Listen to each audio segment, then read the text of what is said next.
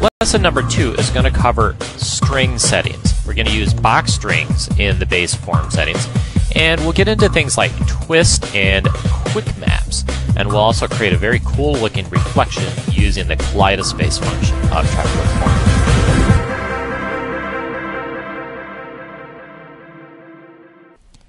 So I'll create a new composition. We'll call this form strings. I'm just using 640 by 480 to keep things quickly moving along. Now if I create a new solid, I'll make this my floor, and this is going to be 5000 by 5000, rather large, and I'm going to use an off-white for this.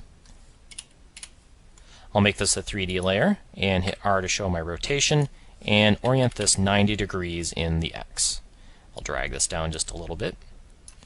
I'll make 2 lights, one an ambient light at 50%, and one a point light at 100%. Next, I will create my form layer by going to Layer New Solid. We'll call this Form. Let's make this the size of the comp. Hit OK. Go to Effect, Trapcode Form. Now, in the previous lesson, we studied the box grid, and that's what we see right here. This is the default setting. In this lesson, we are going to use box strings. Now let me solo this for a second and put this on a black background so we can see it. Now I'll create a camera for this scene, and if we orbit around, we'll see something pretty similar to what we saw before with the box grid.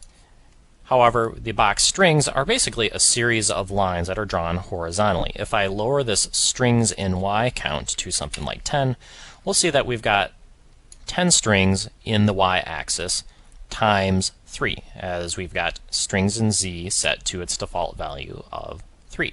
This is very similar to before, but you might notice that, well, this image is now being made of strings or horizontal lines rather than individual dots.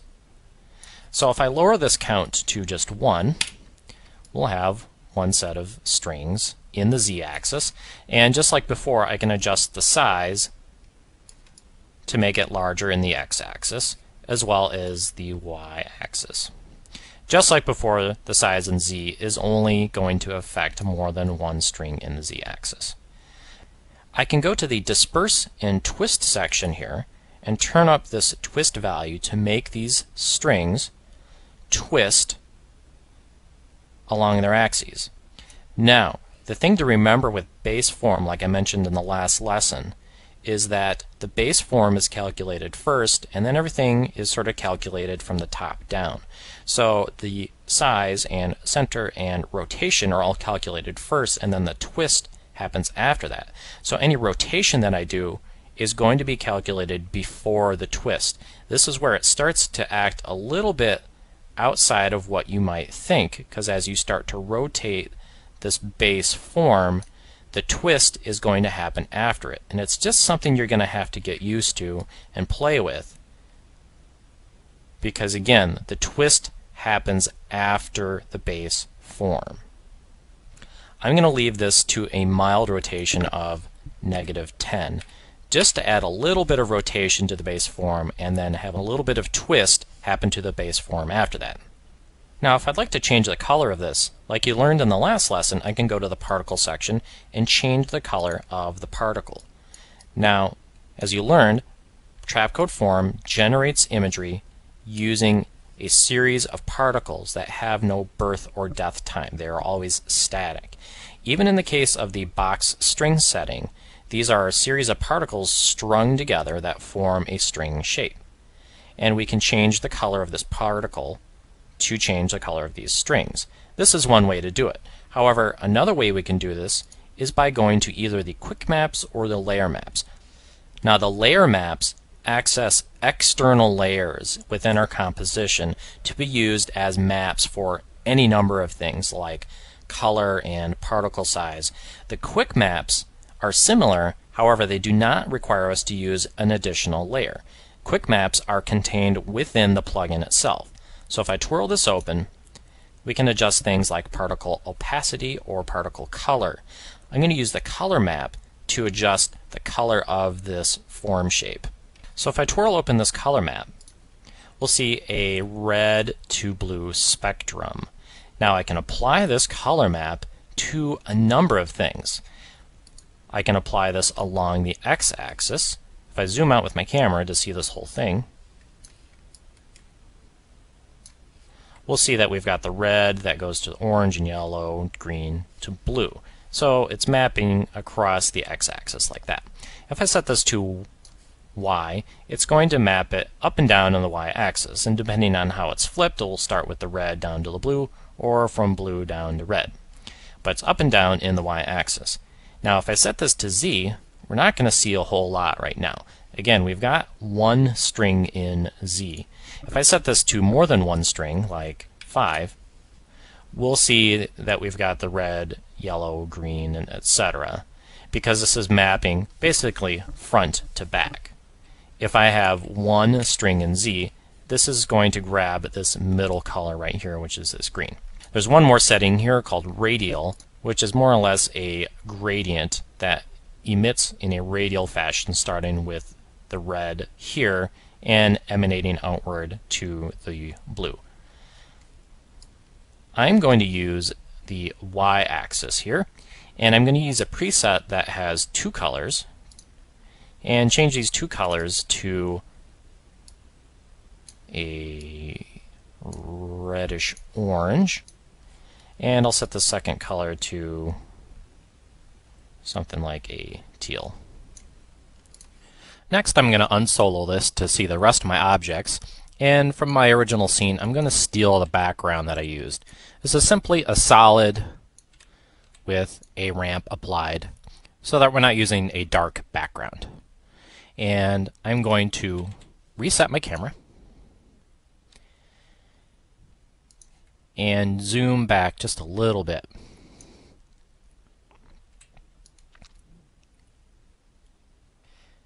Now I'll orbit myself just a little bit to get an angle on this and move my camera into position just to get kind of a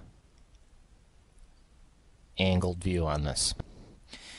Now what I want to do is move this up a little bit. I'm going to adjust this center so that the whole object moves up in the scene like that.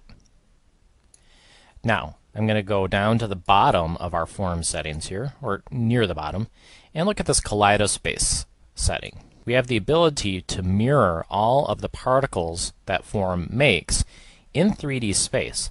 So this isn't just a kaleidoscope effect, but it actually repeats all of the elements in 3D space.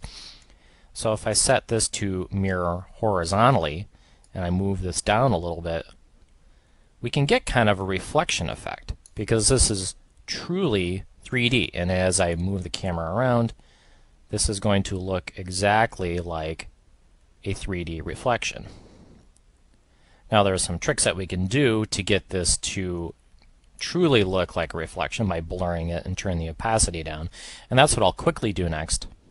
I'm going to duplicate this floor and make this duplicate an adjustment layer. So anything visually underneath this layer here will have all of its effects applied to the layers underneath. So if I move this form layer below this floor adjustment layer, the area of this form that is below the floor we can add effects to. So this area down here will have something like, well, maybe a blur applied to it. So if I apply a fast blur and set this to something like 5 pixels, the area of the form that is underneath the floor will be blurred by 5 pixels. Now this is kind of a cheat. We do have to sort of position our camera and our form so that they kind of get in the right area. I've got this little area dipping underneath the floor there that I might want to adjust. And I'll do that by simply shrinking up this Y size a little bit and moving this center up a little bit more. Now I can move my camera around, and we'll see that the area under the floor is being blurred by the adjustment layer. Now if I'd like to add some transparency to that as well, I can again duplicate this floor. I will move it immediately above the form layer.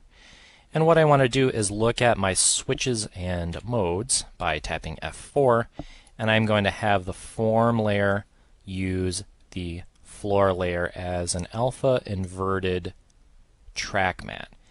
And if I turn this opacity down just a little bit,